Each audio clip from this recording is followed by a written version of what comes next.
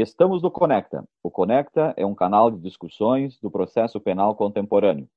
Compartilhe conhecimento e saber pelo Conecta. Sou Nereu Giacomoli, doutor em Direito, professor da Escola de Direito da PUC do Rio Grande do Sul e advogado.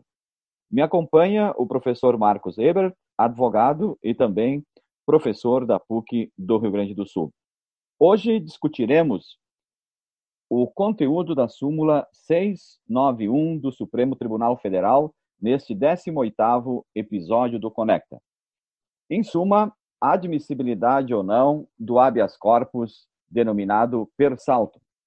Segundo a súmula 691 do Supremo Tribunal Federal, não compete ao STF conhecer de habeas corpus impetrado contra a decisão do relator que em habeas corpus requerido a Tribunal Superior indefere liminar, ou seja, impetrado um habeas corpus no Superior Tribunal de Justiça, antes do julgamento do mérito deste habeas corpus, segundo o entendimento sumular, não se poderia impetrar outro habeas corpus no Supremo Tribunal Federal.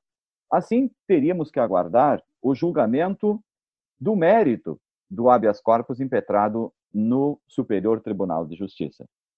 E isso tem causado uma série de problemas em face da admissibilidade ou não do denominado habeas corpus per saltum, ou seja, se poderia o Tribunal Superior, seja ele STJ ou STF, julgar um habeas corpus, seja liminarmente ou seja no mérito, antes que o Tribunal Inferior tivesse apreciado o mérito do habeas corpus. E isso também vale para o habeas corpus impetrado no Tribunal de Justiça, nos Tribunais de Justiça dos Estados e também nos Tribunais Regionais Federais. Em suma, se poderíamos ir até o STJ antes que os Tribunais de Justiça Estaduais ou os TRFs apreciassem o mérito do habeas corpus. Então, esta súmula ela vem sendo aplicada não só na hipótese em que se impetra um habeas corpus no STJ, mas também nas hipóteses em que se impetra um habeas corpus ou se ajuiza um habeas corpus nos denominados tribunais inferiores, tribunais estaduais e tribunais regionais federais. Claro que a súmula ela fala em não conhecer de habeas corpus. Na realidade, do ponto de vista científico, seria não analisar o habeas corpus, porque o conhecimento e o não conhecimento, ele se refere ao exame, à admissibilidade ou não dos requisitos subjetivos e objetivos dos recursos. Tá? Na realidade, quando nós estamos falando de recursos, é que nós falamos em conhecer e não conhecer nos tribunais. Quando nós estamos numa ação cuja natureza jurídica do habeas corpus é esta, o habeas corpus não é um recurso, é uma ação constitucional de garantia, nós falamos nos termos científicos adequados à ação, em ajuizar e não em conhecer do habeas corpus.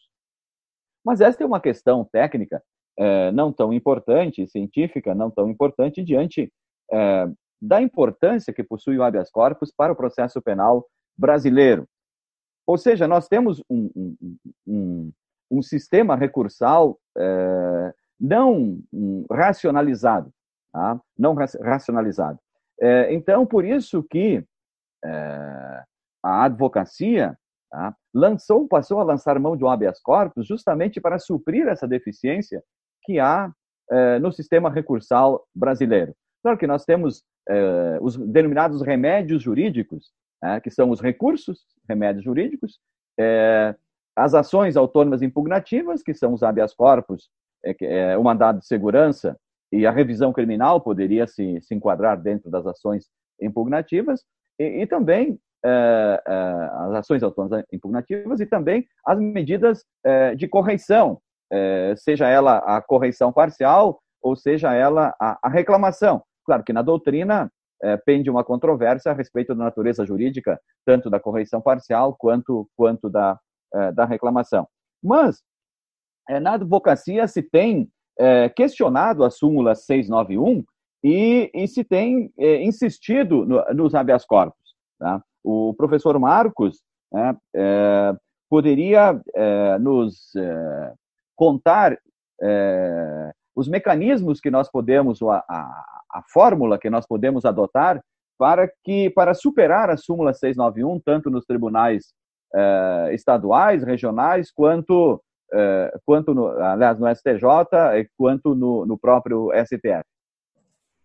Professor Nereu Giacomoli, satisfação enorme estar aqui no 18º episódio do Conecta, que vai ao ar todas as quartas-feiras, às 18 horas. Lembrando aos nossos ouvintes que agora o Conecta também tem uma nova modalidade de apresentação de episódios, de curtos episódios de curta duração, que são os GAPs, né, e que nós iniciaremos nesta semana a divulgação também desse novo formato, sempre lembrando que semanalmente nós temos um episódio às quartas-feiras, vai ao ar às quartas-feiras às 18 horas, e também lembrando que os episódios dos GAPs são episódios irregulares em relação ao tempo de ir ao ar.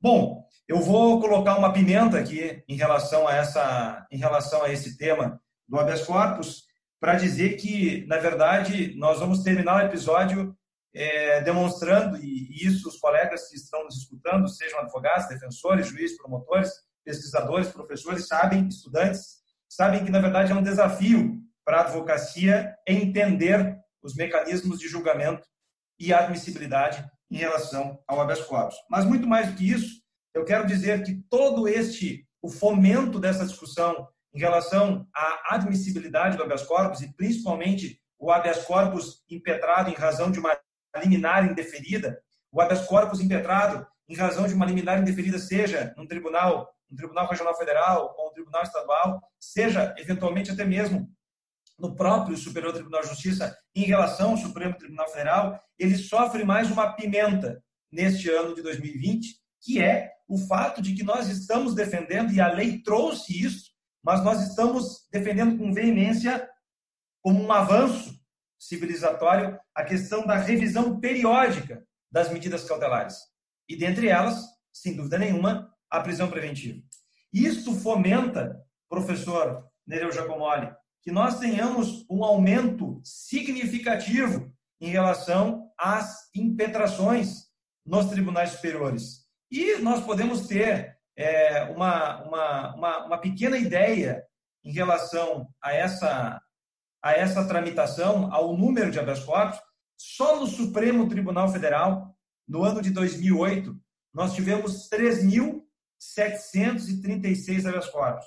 No ano de 2018, ou seja, 10 anos depois, nós já pulamos para 13.364 habeas corpus. O que eu quero dizer? O que eu quero dizer é que, com a ideia de revisão periódica das cautelares, e dentre elas, evidentemente, a preventiva, nós, em 2020, vamos subir muito mais esse número, tornando ainda mais complexa o desafio de entender o habeas corpus. O fato é que a súmula 691, apesar do seu tempo, apesar da sua antiguidade, apesar da restrição que ela traz, ela, apesar também de ter impactado o dia a dia da advocacia, nós fomos aos poucos forçando o Supremo Tribunal Federal e forçando também o Superior Tribunal de Justiça a reler a súmula.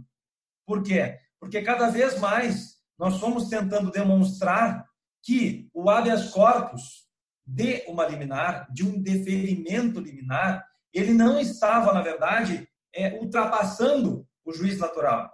O que ele estava tentando fazer era demonstrar que existia ali uma situação concreta de constrangimento ilegal que merecia uma urgência. E eu não tenho dúvida nenhuma que a circunstância urgência, ela é a única capaz de ultrapassar, professor Nereu, essa limitação em relação à súmula 691, o que acaba tornando, na verdade, um desafio o dia a dia da advocacia, fazendo com que, sem dúvida nenhuma, nós sejamos multiplicadores de ações autônomas de impugnação, mas não como estratégia de multiplicação de ações para o fim de forçar os tribunais superiores a uma decisão justa, mas sim porque o habeas corpus é o único remédio, é a única forma que temos de forma célere, levar aquele constrangimento à análise de um juiz ou tribunal. Exatamente, professor Marcos. Nós temos, ao ingressar com habeas corpus, atacando um indeferimento de uma liminar, ou mesmo quando o tribunal inferior ele postergar a análise da liminar, ou mesmo quando não analisa a liminar. Tá? Nós temos ingressado com habeas corpus no tribunal imediatamente superior, considerando a autoridade coatora inferior, e colocando uma preliminar justamente no início da peça do habeas corpus, colocando uma preliminar sobre a necessidade, sobre a ilegalidade manifesta daquele ato, ou constrangimento ilegal manifesto, e fundamentando, justificando a necessidade de ser analisado o habeas corpus, conhecido, entre aspas, aquele habeas corpus em face da manifesta ilegalidade, do manifesto constrangimento ilegal, e chamando a atenção para aquela decisão ser uma decisão eminentemente teratológica, ou profundamente teratológica, que está causando um enorme prejuízo jurídico ao paciente. Vejo que há pouco tempo nós ingressamos com habeas corpus, não faz uns 15 dias, no Tribunal de Justiça do Rio Grande do Sul. Aliás, eu não foi um outro colega que ingressou com habeas corpus e foi indeferida a liminar. Posteriormente, eu ingressei nos autos, junto com esse mesmo advogado, e nós fizemos o pedido de consideração. Também não foi analisado. Bom, no caso concreto, se tratava de um paciente com sérios e graves problemas de saúde e no grupo de risco em face da Covid-19. Então, nós, diante desse indeferimento da medida, nós ingressamos diretamente no STJ e a ministra Laurita, no habeas corpus 600-556, superou a súmula e concedeu a liminar de soltura. Num outro caso recente, o STJ anulou o habeas corpus por falta de fundamentação, o habeas corpus também do Tribunal de Justiça aqui do Rio Grande do Sul. E diante do tempo da prisão, nós ingressamos com pedido de soltura para o relator da apelação. E o relator disse que não apreciaria o habeas corpus, que não apreciaria porque os autos são físicos. Aliás, não apreciaria, não foi um habeas, foi um pedido de soltura. Não apreciaria o pedido de soltura, o nosso pedido, porque os autos estavam na vice-presidência. Tá? Então, e nós, em face disso, da negativa de apreciação, ou da impossibilidade de apreciação, impossibilidade física, ou em face da pandemia, do confinamento, etc., nós ingressamos com habeas corpus no Superior Tribunal de Justiça, que está ainda por ser apreciado. Então, é muito importante que, para que o Tribunal Superior analise o habeas corpus que está impugnando, atacando o indeferimento de uma liminar, ou a postergação do exame da liminar, ou a não análise da liminar, que realmente se justifique o constrangimento ilegal e a manifesta ilegalidade, para que justamente o tribunal possa, então, mesmo liminarmente, deferir o habeas corpus. Então, eu termino esse episódio, professor Nereu, deixando uma provocação não só para quem nos escuta, mas uma provocação para nós mesmos, em relação a um próximo episódio, em que eu tenho certeza que a advocacia se interessará muito por esse tema. Na sessão de 1º de julho deste ano, o Supremo Tribunal Federal, numa sessão virtual administrativa, aprovou uma emenda regimental conferindo ao presidente da Corte poderes, competência para decidir como relator, até eventual distribuição definitiva, habeas corpus manifestamente incabíveis. Tá?